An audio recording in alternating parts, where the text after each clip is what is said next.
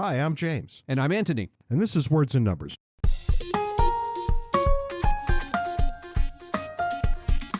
I'm feeling really good, which means I'm going to ask you a question and I'm going to feel like hell again all over. But what's new and exciting in your world this week, Ant? Fort Worth, Texas has become the home of the first fully automated McDonald's. Although if you dig into it, it's not fully automated. There are humans in the back who are doing the cooking, but all of the front work, what used to be people working the counter, delivering the food, working the drive-in, that's all being done by machinery now.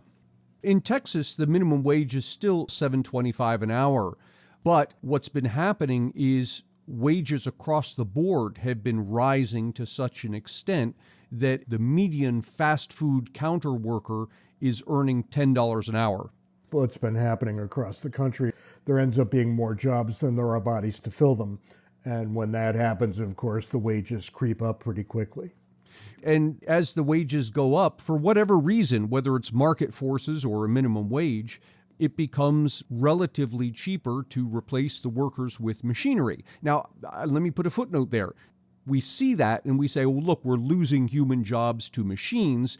But really what's happening is we're shifting the human jobs. No longer will you have humans serving food at the counter and taking your money. Instead, you will have humans designing, manufacturing, installing, and repairing the machinery that takes your money and gives you the food. The great example here, and you've given it a number of times, is what happened with bank tellers when ATMs came along. Yeah, that's a fascinating story. It really is. The ATMs come along, and of course you look at that and say, well, that's going to replace tellers, so you'll have fewer tellers, you'll have more ATMs instead. What actually happened is we got more tellers. And the reason was that with the ATM, it became cheaper to open up a bank because you had to employ fewer people, and now banks could expand into areas where there weren't banks before. Yes, you had more ATMs, but on the whole, you had more tellers. Well, you remember a time when there was no such thing as a bank inside of a grocery store.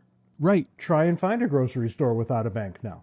The latest thing now is, of course, when people point to the self-checkout line at every grocery store, and they say, well, they're doing away with all those jobs. Well, not exactly. Those jobs are getting shifted to more productive jobs, better jobs, I dare say, in the same grocery store. People who are digging in their heels, refusing to use the self-checkout line because it puts somebody out of a job. Yeah, I don't quite know what to tell them. I try to avoid the self-checkout line because it turns out to be more of a pain than it's worth. But they seem to be working the kinks out of even that. If things continue in this direction, which I imagine they will, I could see 20 years from now, you talk about going to McDonald's and it's not a building. It's a bank of machines on the wall somewhere. Maybe it's at a mall and you just walk up to it and you type in what you want and out comes your food, and there are no humans there at all. Our children will be telling their children, well, when I was a kid, we used to go to McDonald's and you would sit in there and you would have your food. And people look at you strangely. How do you sit inside a vending machine? Because that's what McDonald's will ultimately become, a massive vending machine. I don't think that's right. I think the physical eating space will remain. I suspect that actually gets better and better and better as they can dedicate more funding to that than they do to the food prep. And there you might find an interesting synergy that you start to see now on the Pennsylvania Turnpike. They have the places where you pull off, the rest stops, and they have the restaurants there and whatnot. And what happens is the restaurants are all kiosks. So you have Chick-fil-A, you'll have McDonald's, Burger King, whatever it is. And the seating area is all common. Common, yeah. There's economies of scale there where the different businesses can share the costs of the seating and the bathrooms and all of that. You know, and it ends up looking like one giant mall food court. Which, right. You know, frankly, I'm okay with that for fast food. I think that's just fine. Anybody like me with a family of 5, when you go out and people want literally 5 different places, Yep. Not 5 different menu items, 5 different places. Well, you know, that might be possible and everybody might be a whole lot happier. I'm generally pretty hopeful about this kind of thing. I wanted to talk about an email that we got not too long ago from a gentleman named Edward Guido, who was disagreeing with us, I believe with me, very politely. It was nice to get the email and read through it. We were talking about COVID. But I really do think this is me. I would say things like, well, if the government can do X, it has to. And here I run into some cognitive dissonance because I want two separate things which are completely antithetical. You can't have both. On the one hand, I want a government that is so defanged it can do almost nothing, because every time government does anything, it intrudes into the rights of its citizens. On the other hand, we've got communicable diseases, which may or may not be as bad as once billed. Regardless, you can build a thought experiment. Imagine, if you will, there is a communicable disease that is 100% lethal. However, the lethality of the disease can be counteracted by the pressing of a simple button. You press the button and you don't die and you don't give it to anybody else. Now, you would have to be an idiot not to press the button. Right. And I'm here to tell you, be a whole bunch of people say, I'm not pressing the button. Do you mandate the pressing of the button? Do you use government under that set of circumstances to absolutely require that every single person presses the button? I'm here to tell you that every rational person would say yes. Now, does that lead to a condition of enhanced authority on the part of the state? And it absolutely does. And therein lies the rub. On the one hand, we all want a government that's utterly defanged, that can't intrude upon the rights of the people in any way. On the other hand, we want a government that can step in during times of genuine emergency and declare that certain minimal things be done. I understand that these two things are antithetical. They're in constant tension. And I think that tension is productive. And I don't think there's a clear answer on one side or the other, right? I don't think you can say this side is always correct, that side is always correct. I think you're always going to be left with a dialectic. You're going to have to fight this one out over and over and over. But knowing the stakes and knowing how to make the argument, these are important things. I really appreciated Edward's email. I responded to him privately, but what I gathered he was grappling with, and I understand his grappling, is he heard you say this. Here's a role for government to come and do something. And he said, you are denying principle at this point. This is a lesson you've taught me over many years. My mindset would have been much more like Edward's a decade ago. One of the things you've driven home to me is, look, in the polis, in society, we come together as a group. You necessarily have to make certain choices between something that is clearly right and something that is principled. And that's not to say that you're throwing away principle, but it is to say that you're balancing it against the practicalities that stand in front of you. I might put it another way. I think I agree with everything you just said, but I would say, look, there are a lot of principles at work here. To pull one out and say this is the only one that ever matters, I think is a problem. I don't think that that's ever really right. Where human beings live together, it's necessarily messy. I don't want to say majority rules all the time because we all know where that leads. But you start to see how complicated things are over time and how you've got to give a little from time to time on your principle to make things work. There's no easy way to do this. There's no clean way to do this. There's no way to do it that will ever satisfy everyone, and it may not ever satisfy anyone fully. Frankly, 20 years ago, I would have been right there with you and with Edward. Somewhere over the years, I've softened on this a bit. I don't know how far I've softened because, well, you can only go so far in your thinking. Look, I think that the COVID business was overblown. I think that's demonstrable at this point. There was no way of really knowing that at the time. And I understand that it's a slippery slope when you start to ignore principle. When you say, okay, I'm going to suspend principle in this case. And as Edward asks in the email, where does it end? Where do you draw the line? We would love there to be a bright line that you can draw, but there isn't. There's never a bright line. That's where the dialectic emerges. That's where we come to fight it out in public over time with each other. And frankly, I wish we would fight it out the way Edward did with us. Yeah. Cold reason, a polite entreaty. I mean, it was really one of the all-time great disagreeing emails. I wish I got more like that. So, Edward, I disagree with you in the end, and I think I've explained why, and I think it's at least understandable. And I appreciate your taking the time. And I think if you took the time, a lot of other people were thinking it too. That brings us, of course, Ant, to the foolishness of the week. There was no shortage of candidates this time around. I think everybody should probably be keenly aware that I'm not a big fan of Kamala Harris. But her political opponents brought 3 busloads of migrants and dropped them off at her home, the Naval Observatory in Maryland, where the vice president lives, on Christmas Eve. Let's remember, these are human beings, and they got turned into political pawns pretty quickly. They just brought them in buses, and they kicked them off the bus. It was cold, and these people are showing up in T-shirts, shivering. You might want to make a point against Kamala Harris, but using people as means and not ends is atrocious.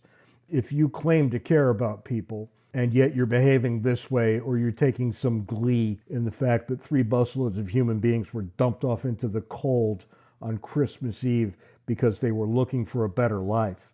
Now, we can disagree whether we want to admit them or not, but they're just looking for a better life.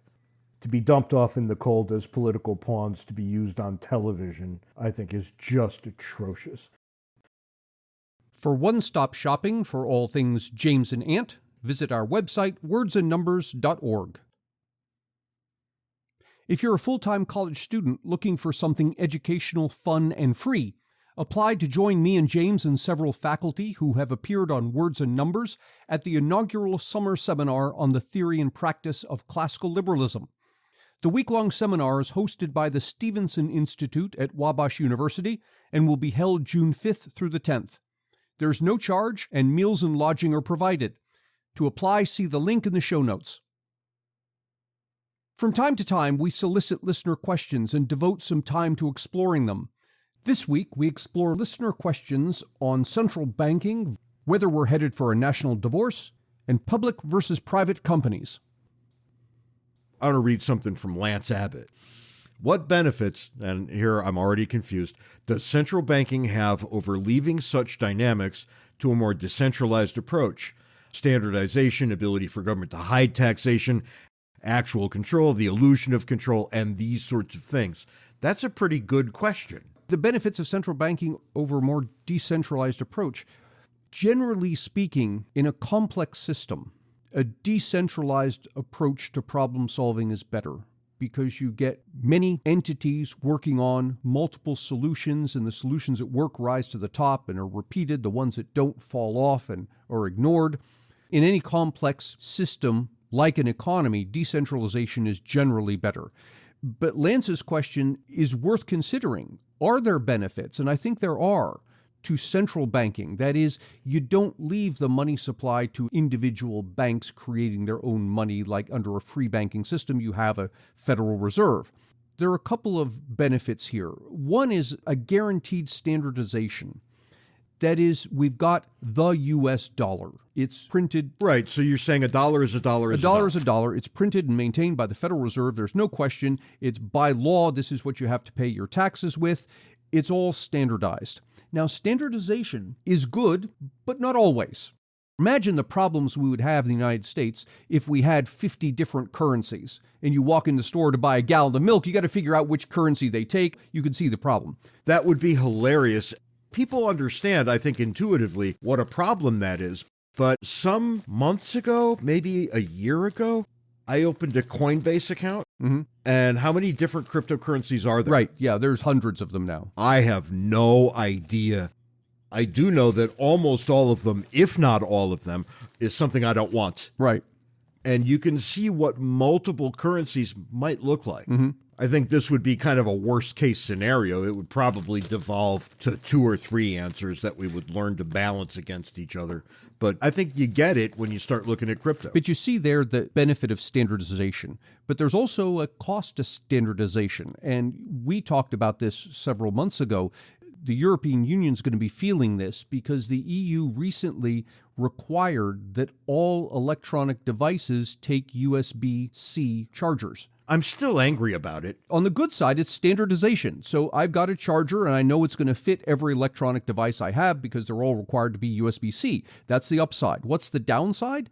The downside is there may come along something better than USB-C, and it's going to be hard for the European Union to adopt it because it is written into law, thou must use USB-C.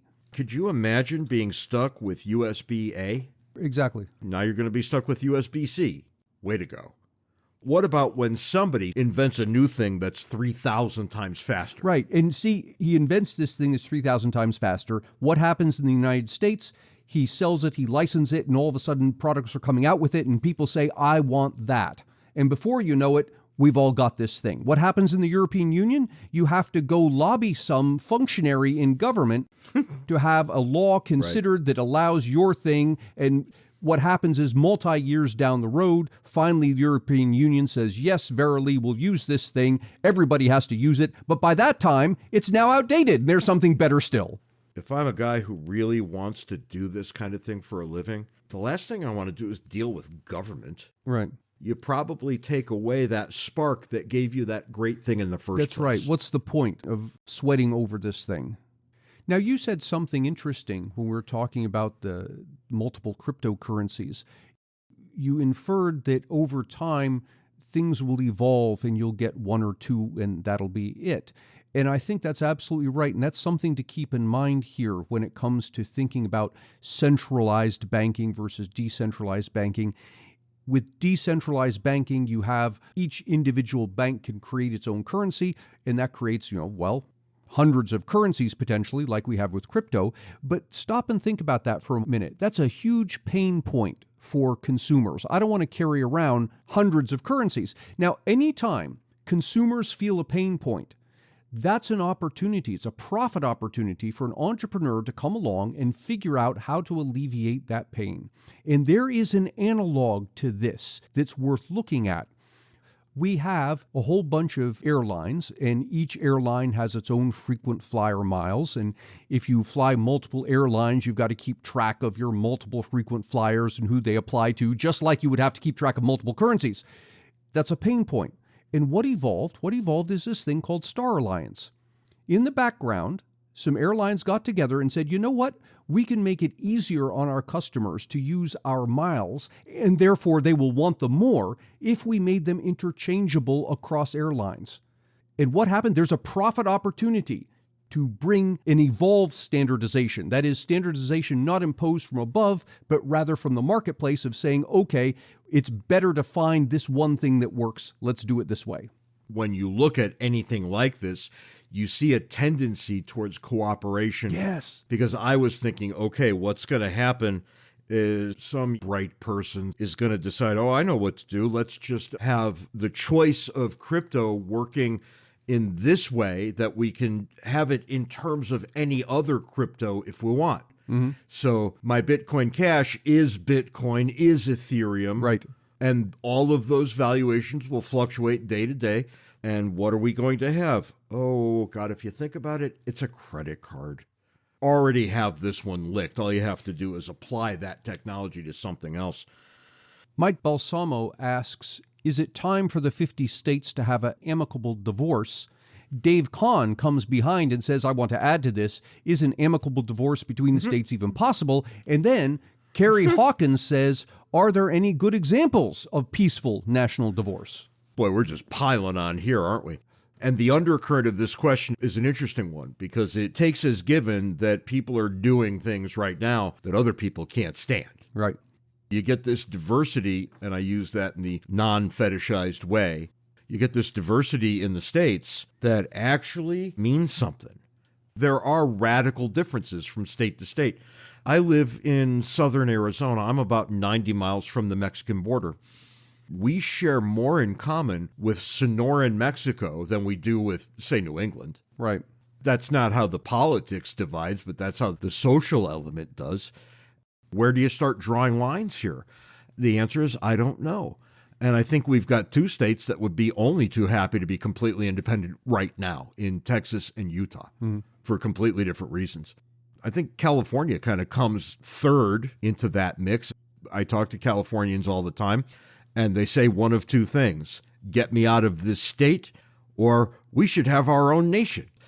The last time this was seriously considered, Abe Lincoln had a different idea and said, no, you're not seceding, not on my watch, not ever. That was not a constitutional answer. And people always get on my back because they say I'm a Lincoln worshiper.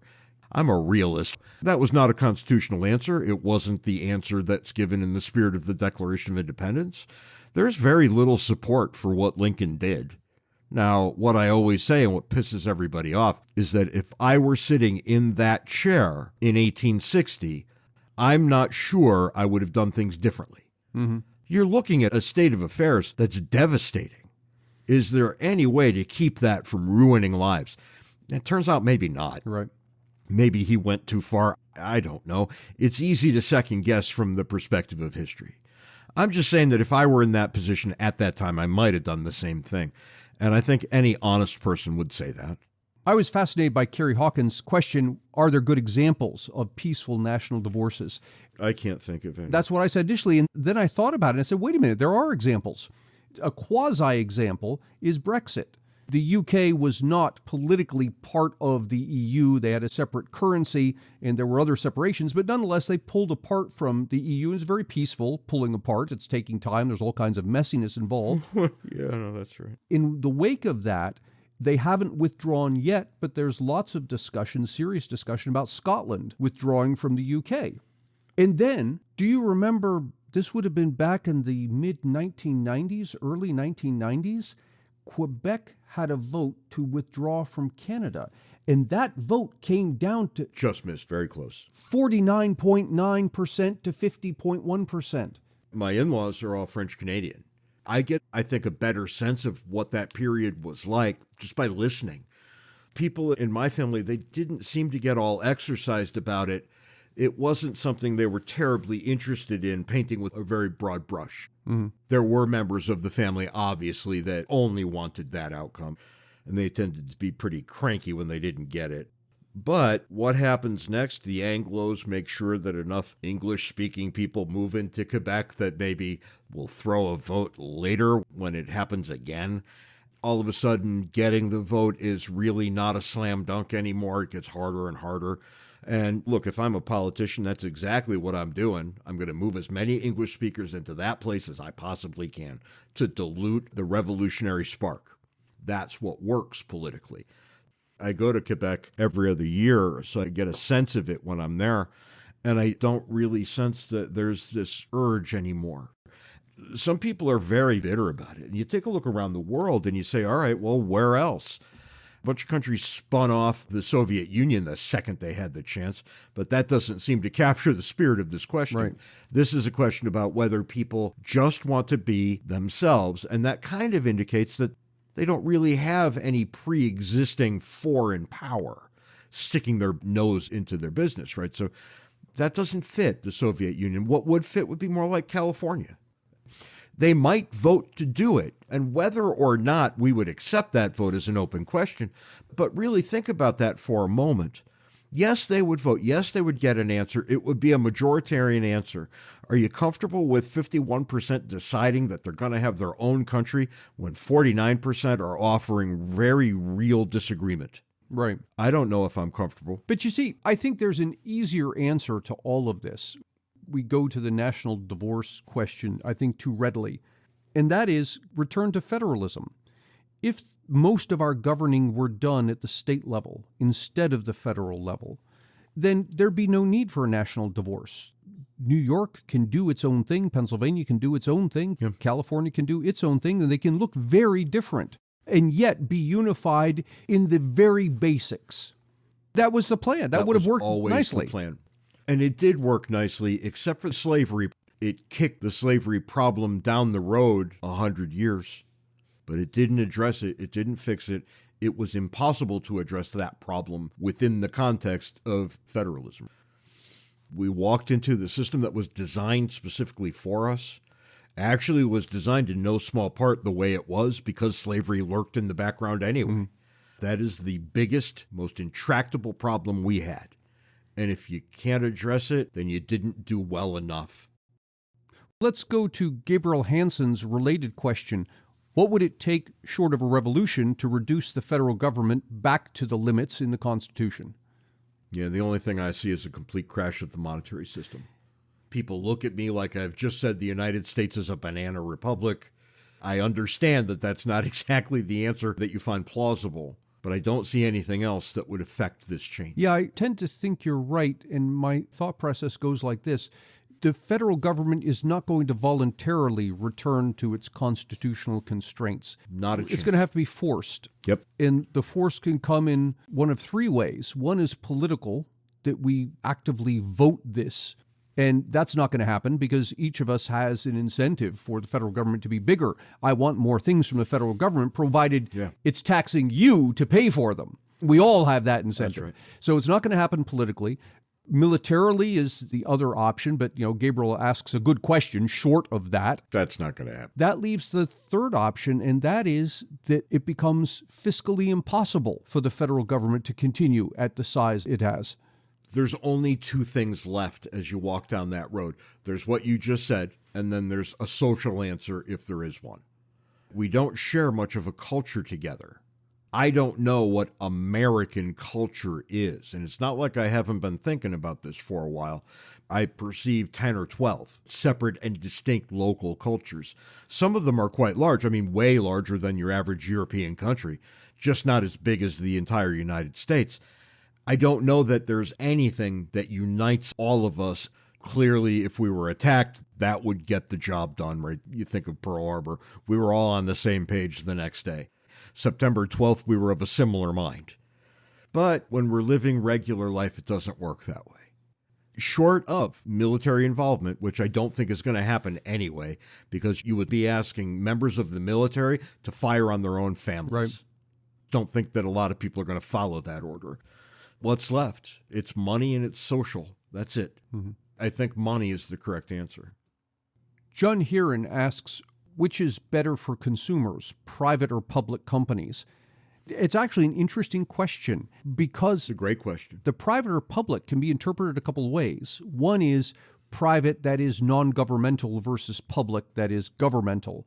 And clearly the answer there is the private companies are better, not because there's something better about the companies, but because the consumers have the ability to walk away.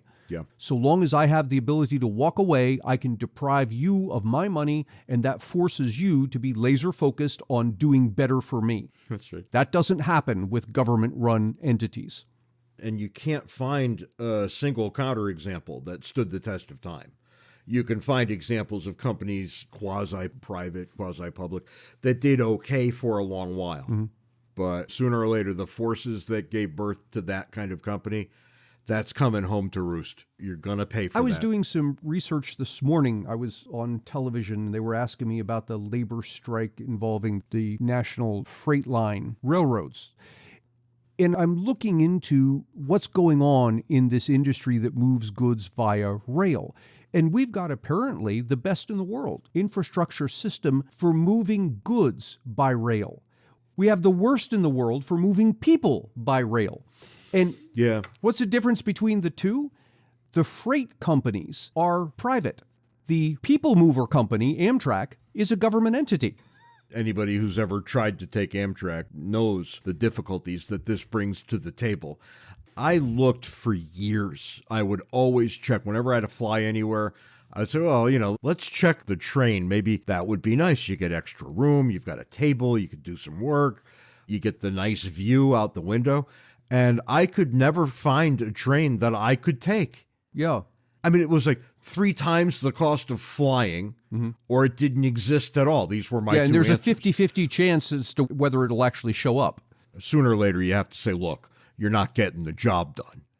And we're not willing to say that. Most of our intellectual class thinks we should have trains the way they have in Europe, but they don't really ever stop to think that all of Europe is like the size of Texas. Things are much closer together there. There are vast portions of this country that are off the beaten path. You can't build a railroad that would service everywhere that it would have to, and then you also couldn't hope for it to be self-sustaining, i.e. profitable. Well, at least you can't if the government's doing it. Whether a private entity could do it, I don't know. But they're behind the 8 ball immediately because they've got to compete with the government-funded Amtrak. So this is one interpretation of John Heron's question, which is better for consumers, public or private companies. The other interpretation is that he means private versus public, as in a company whose stock is traded on a stock exchange, we will call that a public company, versus one that is not, that's privately held. And that's very interesting because there's a plus and a minus to being a public company in that sense, that your stock is traded on a stock exchange. The plus is that people can easily invest in your company. I can call up a broker and buy stock immediately. And so, too, the public company has the ability, if it wants to raise more money, there's an existing market for its stock. It can go out and sell some stock and attempt to raise money. So this is all beneficial. The downside is that you've got a stock price now that changes by the minute. All of a sudden, you've put the company's entire management and workers under a microscope where every time they sneeze, the stock price moves in some direction or another, and you can easily get into a situation where the management becomes fixated on that stock price, doing whatever it takes to keep that stock price up in the short run, even if long run, maybe this is a bad idea for the company. And you see that happen all the time. I think there's an analogy here that might help us think about it a little bit. Compare a representative in the House of Representatives to a senator in the Senate. Someone in the House of Representatives stands for re-election every 2 years. Someone in the Senate stands for re-election every 6 years. Because of that, the person in the Senate has the ability to make tougher decisions that might be bad for him in the short run, but good in the long run, because he's got 6 years to wait out the voters. The other guy, the guy in the House of Representatives, not so much. He makes a bad decision today. He might be 18 months from now facing re-election and losing it. And so his tendency will be to do what placates the voters, even if it's a bad idea and he knows it. And that was the design. It's supposed to yield that outcome. I think that's kind of the difference you have between private and public companies. The public companies will tend to behave much more like the person in the House of Representatives, whereas the private company would tend to behave much more like the senator. They can afford to make tough decisions that won't pay off in the short run, but will pay off in the long run. Political scientists talk about how the minute somebody wins an election in the House of Representatives, before he's even sworn in, he's already campaigning for the next one. Winning re-election is the primary focus, which is why you don't find any things coming out of the House of Representatives that we could say is high-minded and takes the health of the republic seriously. The quality of legislation that you see out of the House is markedly different from the kind of legislation you see coming out of the Senate. The framers were pretty wise on this point, because what did they say? They said you two groups of people with radically different motivations have to agree before we even send it off to the president. These are features, not bugs. Right. The federal government was designed not to be efficient. Yeah, you don't want the government being efficient, actually. Everybody says the trains ran on time. Mussolini really got the job done. That's all the time we've got this week on Words and Numbers. You should sure join us next week when we say even more things about other things. Until then, you can follow us on Twitter. Handles are in the show notes. You can join Words and Numbers Backstage, the Facebook group, where the conversation continues. My New Year's resolution, Ant, is to maybe be a little more active over there. Good. So people should come on and join. And if you must send email, do so as our friend Edward did this week. wordsandnumberspodcast@gmail.com. Catch you next week, Ant. See you next week, James.